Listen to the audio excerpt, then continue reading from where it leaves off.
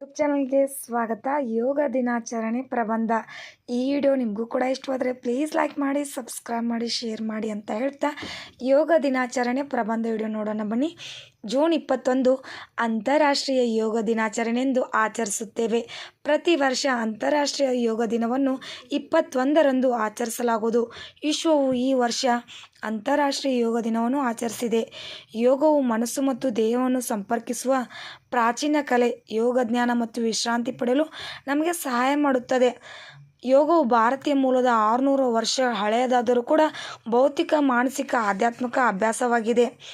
ಯೋಗ ಮತ್ತು ಅದರ ಪ್ರಯೋಜನಗಳ ಬಗ್ಗೆ ಜಾಗೃತಿ ಮೂಡಿಸುವುದು ಅಂತಾರಾಷ್ಟ್ರೀಯ ಯೋಗ ದಿನವನ್ನು ಆಚರಿಸಲಾಗುತ್ತದೆ.